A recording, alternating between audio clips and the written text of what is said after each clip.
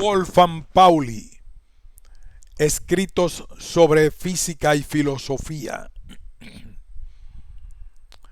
editado por Charles P. Engels y Kurt von Mayen. Debate, colección dirigida por José Manuel Sánchez Ron, versión castellana de Mercedes García y Rodolfo Fernández.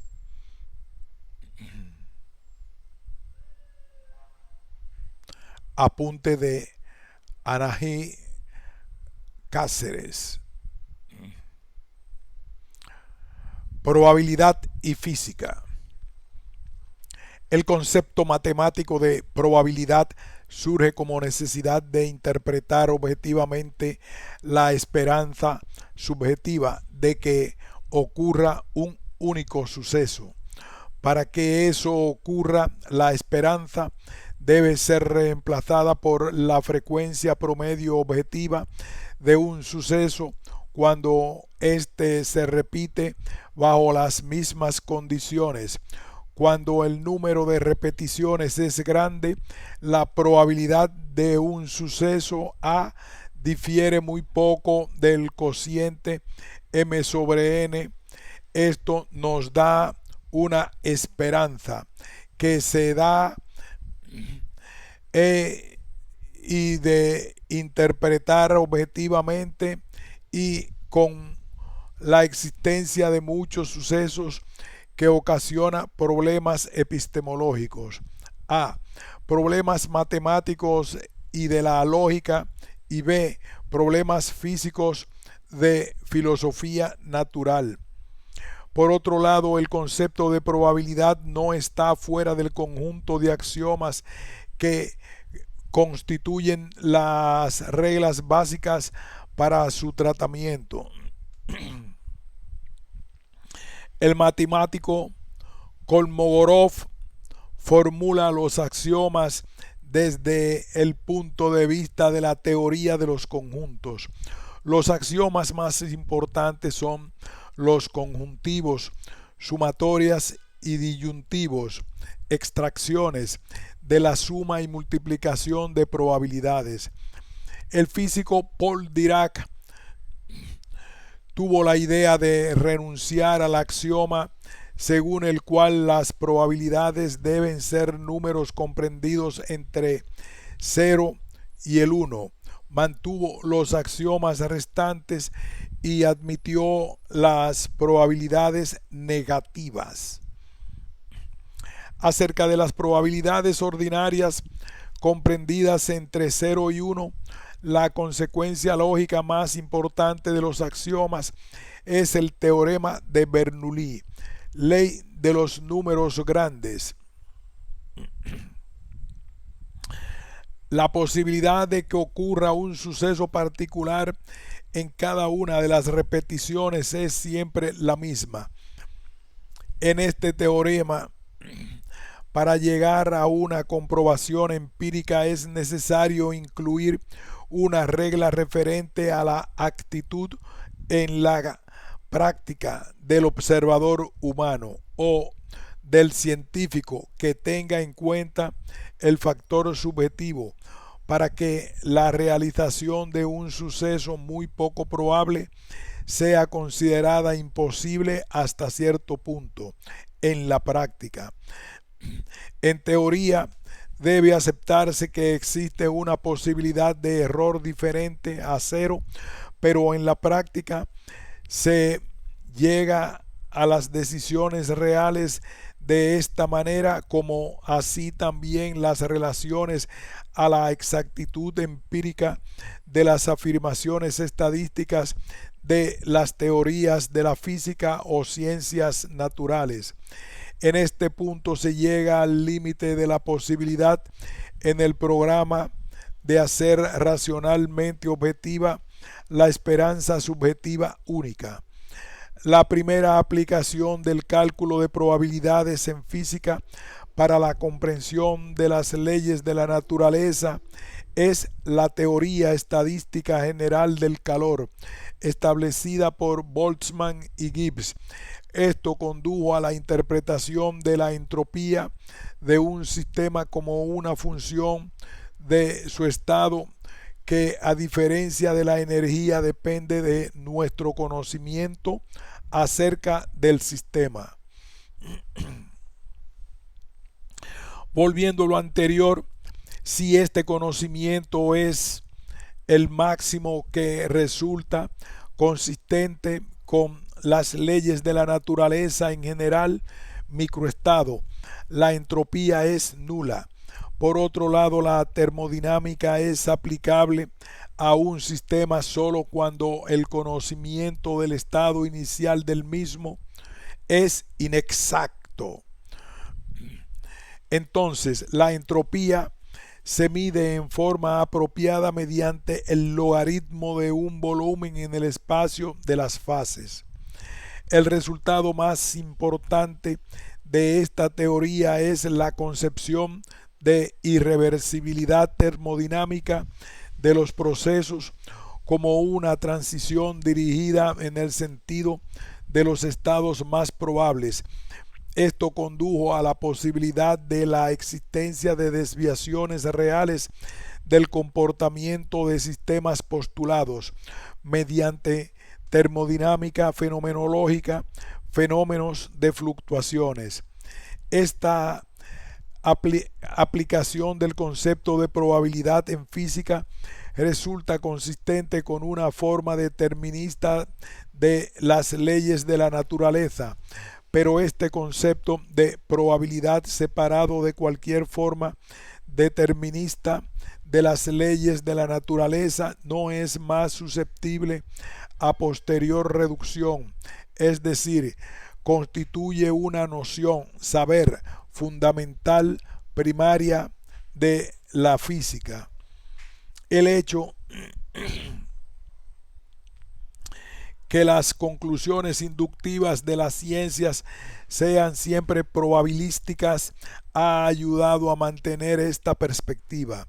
Aún así, esto no es suficiente como para decidir sobre la presencia o ausencia de un marco determinista en las leyes de la naturaleza.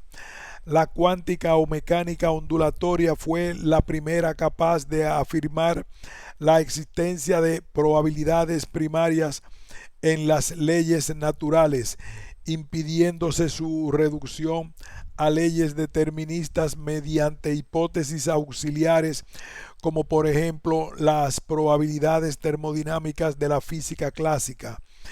Esta revolucionaria consecuencia es considerada como irrevocable por la mayoría de científicos, entre ellos Born, Heisenberg, Bohr y Pauli. Esto generó una oposición dividida en dos categorías. Una, a la que pertenece Schrödinger, considera que las ondas son más bellas que las partículas y por ello les gustaría eliminar este último concepto arbitrario. 2. Siguiendo la teoría original de de Broglie, la onda guía, en una de sus posibles variantes, serían partidarios de introducir partículas y ondas como mitades coexistentes de una realidad física construida por dos partes. Consecuencias epistemológicas de la interpretación estadística de la mecánica ondulatoria. Cada dispositivo experimental va acompañado de una interacción indeterminable entre el instrumento de medida y el sistema observado. Por lo tanto, cualquier conocimiento adquirido mediante la observación se debe pagar con la irremediable pérdida de algún otro. W, P, E, S, F y F. En la libre elección del experimentador radica el carácter indeterminista de las leyes naturales que postula la mecánica cuántica. De esta manera, la observación adquiere un carácter de irracional, único, cuyo resultado es impredecible. Por otra parte, la imposibilidad de subdividir el dispositivo experimental sin alterar esencialmente el fenómeno dota de una nueva cualidad de completud a los sucesos físicos. Y sigue, en contraste con este aspecto irracional de fenómenos concretos que están determinados por su realidad, se encuentra el aspecto racional de un orden abstracto en las posibilidades de expresión a través del concepto matemático de probabilidad y de la función phi. En contraste con este aspecto irracional de fenómenos concretos que están determinados por su realidad, se encuentra el aspecto racional de un orden abstracto en las posibilidades de expresión a través del concepto artístico. La medida de probabilidad. El cuadrado de un valor absoluto de un número complejo. Estas son leyes que confieren a las amplitudes de las probabilidades el significado de vectores de un espacio de Hilbert. La transformada integral de Fourier. La extensión natural de la serie de Fourier para abarcar señales de tiempo de una longitud infinita. Estas son señales no repetitivas continuas. Es la transformada de Fourier. Esta integración transformará cualquier señal continua de tiempo de forma arbitraria en un espectro continuo con una extensión de frecuencias infinita. Una característica interesante de la transformada de Fourier es el hecho que un evento que abarca un periodo de tiempo corto se extenderá sobre un largo rango de frecuencias o viceversa. Zurich, lo físico y lo psíquico. Pauli regresó a Zurich, convirtiéndose en uno de los centros más importantes en teoría de campos y problemas de renormalización. Más tarde, su trabajo se ve profundamente transformado espiritualmente, un aspecto más filosófico y diálogos con Carl G. Jung determinan la última fase de su vida. El tema recurrente, el significado del proceso de la medida en mecánica cuántica y el papel que desempeña el observador en el significado filosófico de la idea de complementariedad. Pauli hace hincapié en la diferencia del observador en microfísica y el observador en el que un sistema cuántico de reducción de paquetes de ondas con una transformación Wadelung lo compara con un alquimista. A su vez, Pauli en reiteradas oportunidades señala el observador objetivo de la física clásica cada vez más abandonada y exhorta a un cambio en la física actual de alejarse del ejemplo clásico para construir en teoría cuántica una física con teoría dual o complementaria capaz de describir el campo y su fuente. 1/137 es el número de la carga eléctrica quantum. Según Pauli, el progreso de la teoría cuántica de campos estaba ligada a la comprensión de este número. Para él, tenía un significado mágico y racional.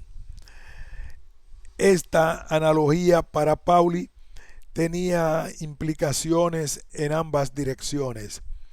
En un futuro la idea del inconsciente podría emerger del ámbito puramente terapéutico y pasar a ser considerada como un problema de investigación objetivo.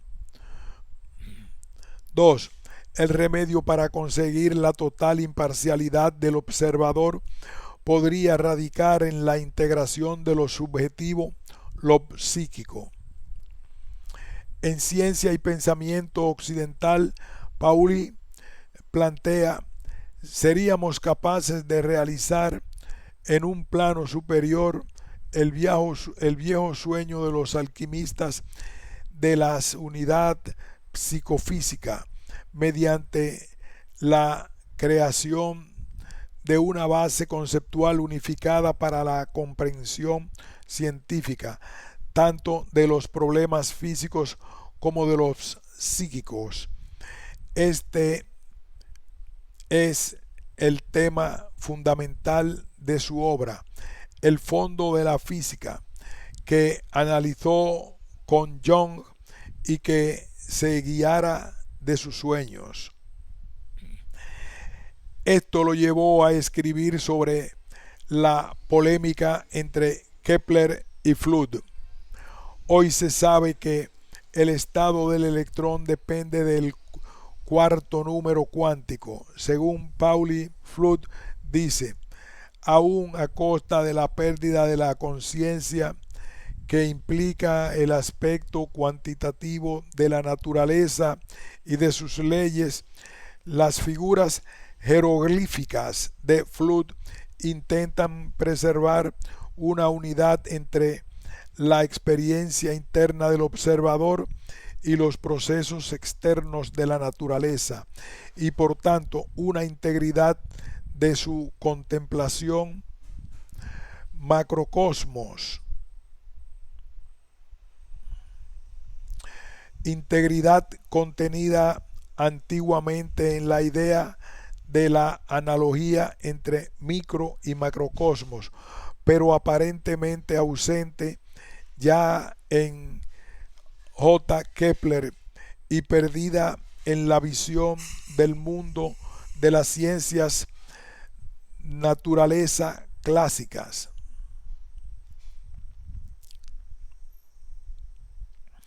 El objetivo principal de la física es la materia, esta vista como un aspecto de la naturaleza de las cosas. Hay que tener presente que detrás de la forma técnica y matemática de los pensamientos que sirven de base a las leyes de la naturaleza permanece siempre el estrato de cotidianeidad con su lenguaje ordinario. La ciencia es un refinamiento sistemático de los conceptos de la vida cotidiana que revela una realidad profunda, no visible directamente. Esta realidad dejaría de ser un objeto de la física si se desvinculara por completo de las realidades de la vida cotidiana. Por ejemplo, tomando de la mecánica clásica, la ley de la inercia dice que en ausencia de causas externas, los cuerpos se mueven con velocidad constante, tanto en magnitud como en dirección. Esta aseveración fue en su momento revolucionaria, pues se reconocía que un movimiento uniforme es un hecho esencial sin causa alguna, contraria a las creencias que todo movimiento parte del reposo. Esto condujo a la formulación de las leyes de gravitación de Einstein.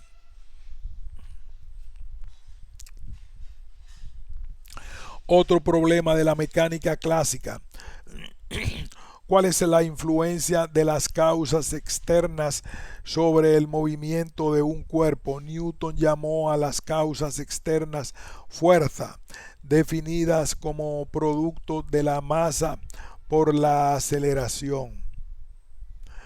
Pero en esto se ve un círculo vicioso.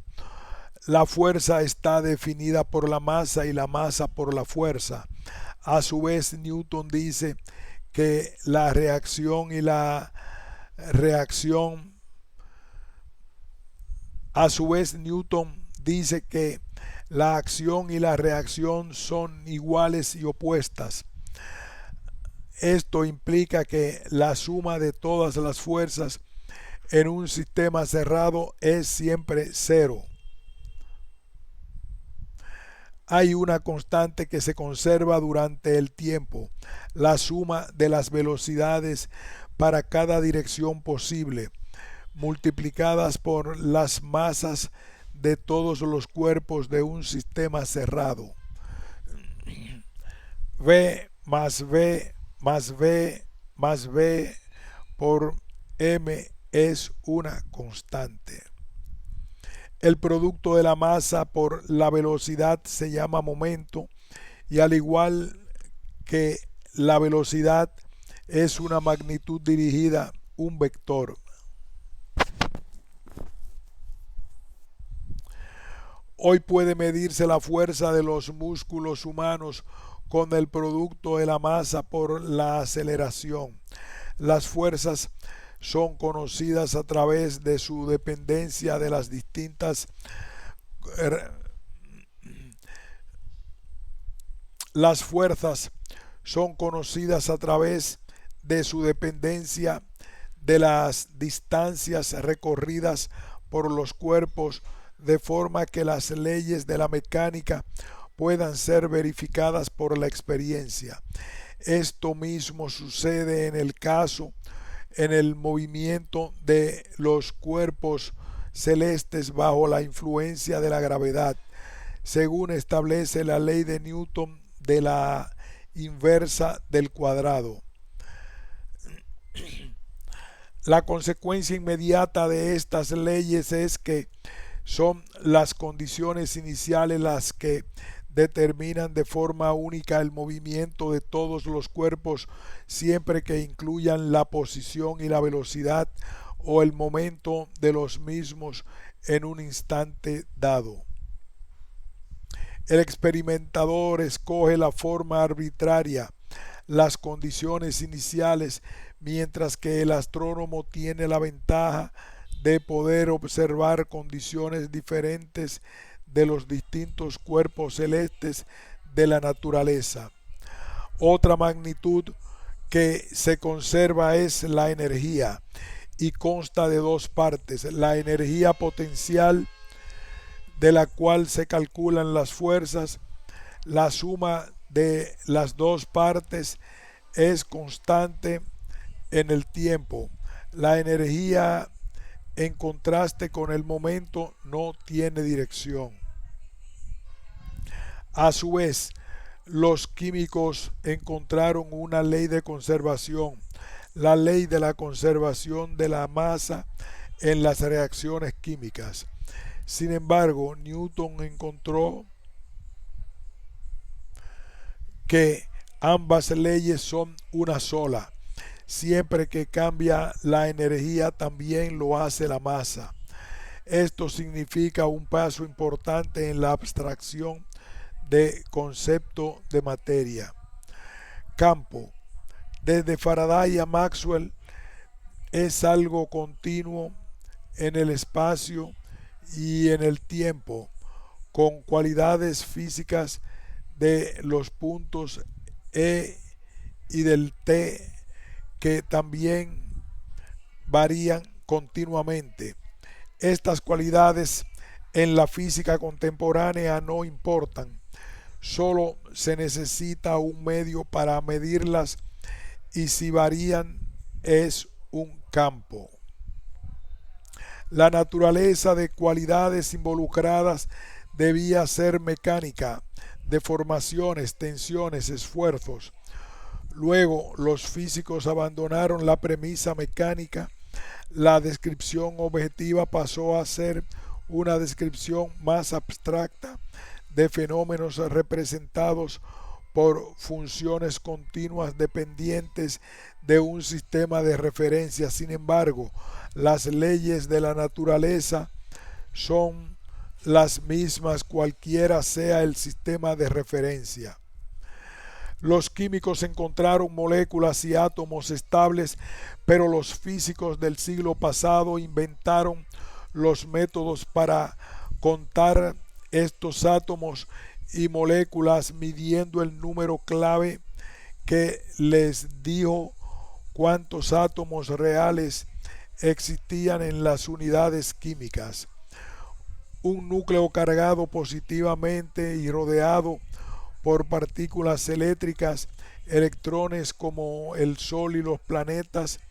Más tarde se demostró que los núcleos pueden transformarse y tienen otras partículas, los nucleones, que son protones de carga positiva. Un movimiento acelerado, según Einstein, es al menos localmente equivalente a un campo gravitatorio.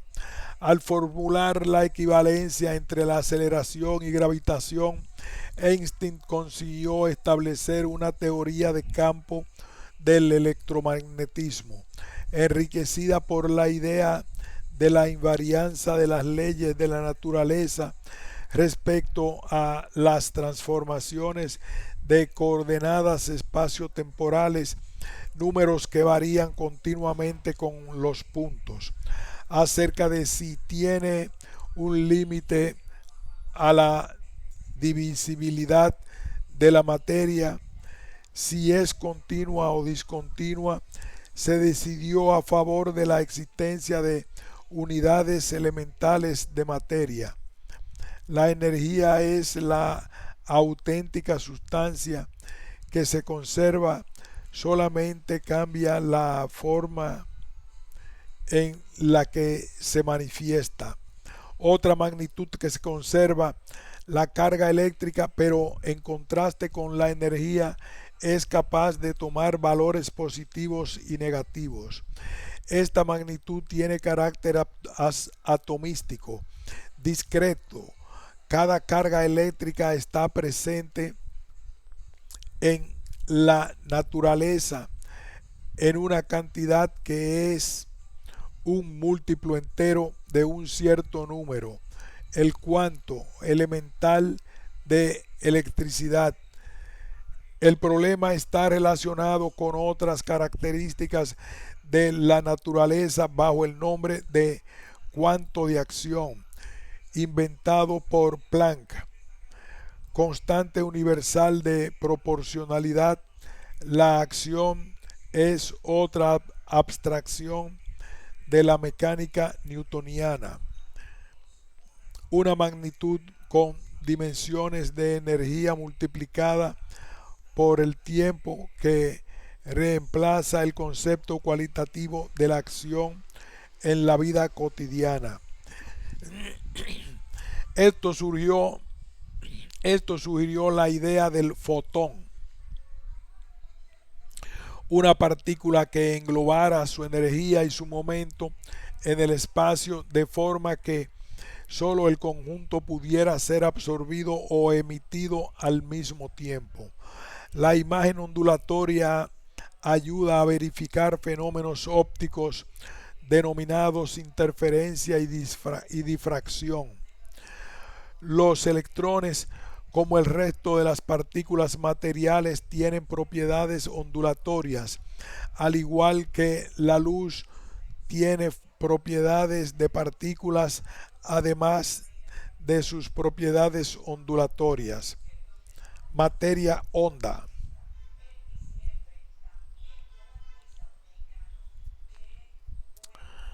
Bohr desarrolló las ideas de Planck sobre la teoría de la estructura atómica y de las líneas espectrales y explicó las consecuencias epistemológicas de la nueva mecánica cuántica o mecánica ondulatoria. Una de estas consecuencias es la noción complementariedad. los objetos que mueven cuando los observamos con un instrumento para localizarlo en su posición. Se puede calcular este movimiento y determinar su perturbación causada por la medida. Si esta perturbación no se controla o si la medida empírica introduce nuevos instrumentos de medida que se relacionan con los anteriores, darán nuevas perturbaciones interminables e incontrolables. Esto se debe al valor finito del cuanto de acción.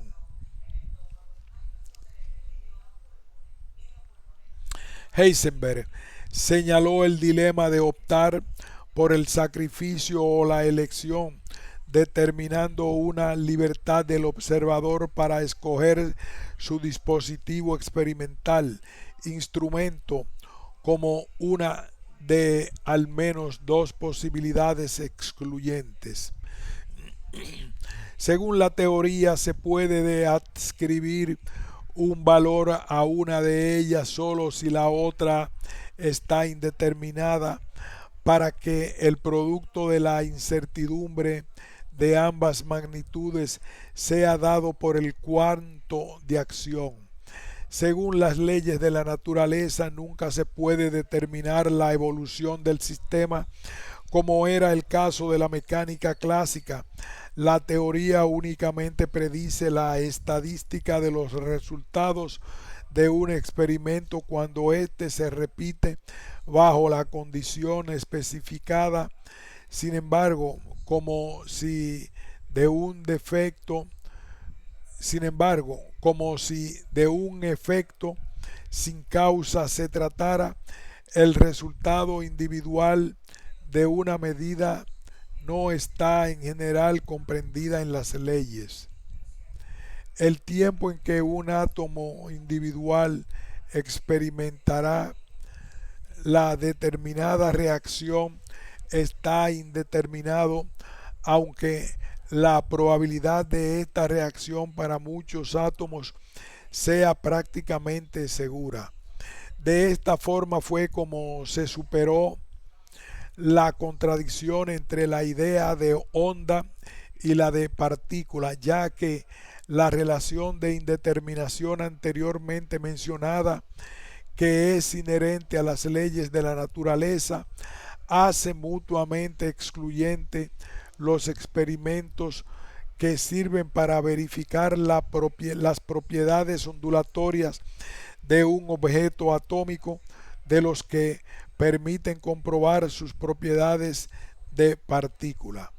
El significado de este desarrollo nos permite adentrarnos en la posibilidad lógica de un modelo de pensamiento nuevo y más amplio que tome en consideración el observador como un intérprete reductor creativo, incluyendo el instrumento que utiliza.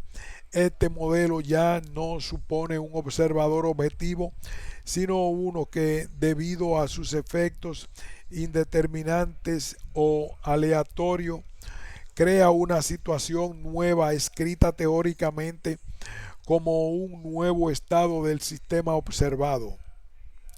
De esta forma, cada observación es una singularidad de un resultado objetivo particular, y aquí y ahora de las posibilidades teóricas que pone de manifiesto el aspecto discontinuo de los fenómenos físicos. Esto sí es una realidad objetiva, y las cualidades personales de un observador individual no forman parte del marco conceptual de la teoría, sino que, por el contrario, ésta describe los fenómenos a la escala microscópica de los objetos atómicos de forma tal que es válida para cualquier tipo de observador. Lo hace por medio de las matemáticas, la teoría de grupos objetiva. La existencia de las alteraciones debido a los observadores intervinientes revela una nueva integridad en la naturaleza desconocida en física clásica, en el sentido de que el intento de subdividir un fenómeno definido por el dispositivo experimental completo utilizado para la observación y da lugar a un fenómeno totalmente nuevo.